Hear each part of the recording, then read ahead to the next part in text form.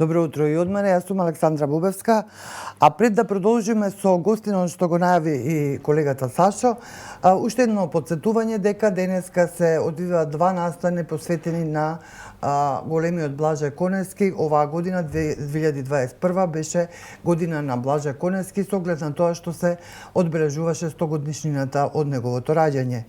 Тој е роден на 19 декември 1921 година во Небрегово.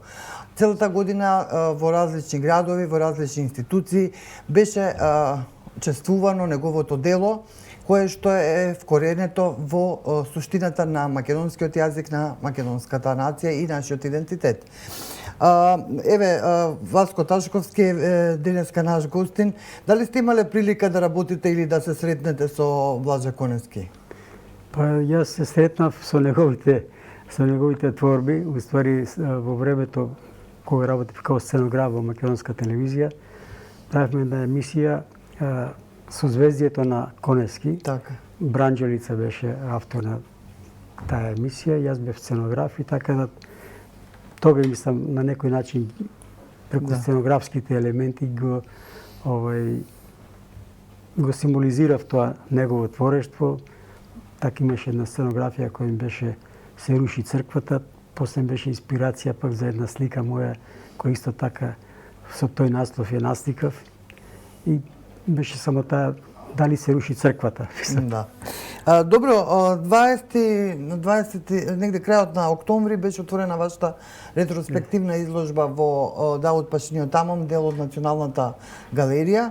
Голем број на почитувачи на нашиот, би рекла, најголем представник на надреализмот, на фантастичното сликарство, на еколошкото сликарство, на темите кои што имаат широка афирмација преку вас, всушност кои што стигнаа до Балканот, до Европа, до светот, беа присутни на вашето отварање и покрај короната, и покрај сите мерки кои што нели се покрај стравот најмногу од оваа заразна болест.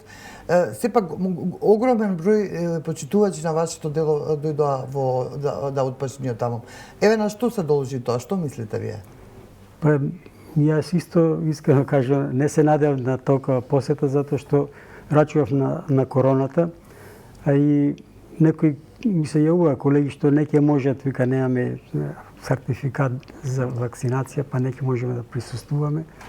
Викам, и јас да не бев автор, викам, може не може да дојдам. Пак е стравот е голем. Али, ете, стварно имаше доста посета на отварањето. Али радува што и после отварањето имаше доста посета, нарочито млади луѓе, студенти, ученици. Да, Националната галерија имено објави пред неколку дена дека вашата изложба ретроспективна се продолжува и дека ќе трае до 15 јануари најмалку во Давот Пашиниот Амон, за да можат и сите други што не успеале да дојдат во предвидениот рок да дојдат да ја видат изложбата, бидејќи е реткост на денешно време ретроспективи да се прават. Па обично ретроспектива се прави кој ќе заврши кариерата на авторот, кога си кажал што требаше да се каже, и тоа се прави и ретроспектива, али се прават и монографии. Затоа што треба да имаш еден заокружен опус, да може да се види од целото творештво од почеток до крај. Јас така, ова беше приликата и во истиот момент беше, мислам, пред 15 дена промоција и на последната моја монографија, петта, 980 слики во масло. И тоа беше исто така посетена, мислам, промоцијата. Се тоа што мислам дека е важно да се каже за овие ретроспективи, што често пати ние правиме од една изложба до друга само најнови слики. А сега се земени слики од старите, од пред 40-50 години. И сега многу некои микат како е можно да предиш од ова сликарство сега на некое, мислам, посвето, колорит и така натака. Имам јас еден дел кој што се еколошки теми и теми од војната, мислам, антивојни теми, така да тие се од еден друг колор и се разликуваат малце од другите. Иако и после моите реакции во некои слики кои се од покасен период, има пак тоа еколошки и антивоено. Еколошкиот момент е сосема сега актуелен. Во сите овие работи што ни се случуваат, нели, промените климатски и така натаму, така што вашите слики можат и како едно предупредување да се сватат, бидејќи тие се од 30-40, како што велите сами од години. Па јас тие ги работам стварно пред 40 години, имав тие тематски. Имав една изложба 2000 година која беше Рани и лузни, која беше и антивоена и еколошки. Сега тоа имаше асоциација на некои работи као, нели, Македонија е пристојно место за живење, јас во иронија го кладав некои отпади, ставаме пристојно место за живење. Или така, као Македонија е оаза на миро, јас имав слика бази оази.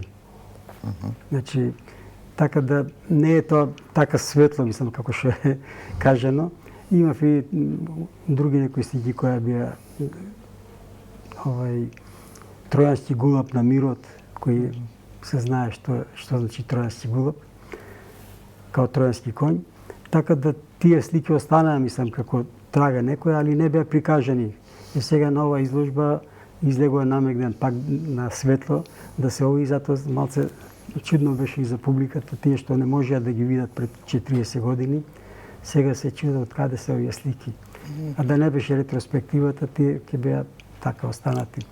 Дали се уште вие сликате? Велите, ретроспективи се прават кога ќе заврши со кариерата некој, меѓутоа вие на 84, ако не се лажам. Не престанувате баш да сликате? Ви служи силата, инспирацијата, здравието? Па сликам, али со помал интензитет и помали формати. Обично имаше една група на деца, прашува и кажа, дали вие сликате, сами ги сликате? Викам, сам ги сликам. А многу големи се, вика, сите големи слики сликате. Не, викам, сликам и мали. А викам, какви слики вие сликате? Мали. И па и јас кога бев мал сликав мали слики. Кога порастив правев големи, и сега кога оставив почнав мали. Викам, као вас се.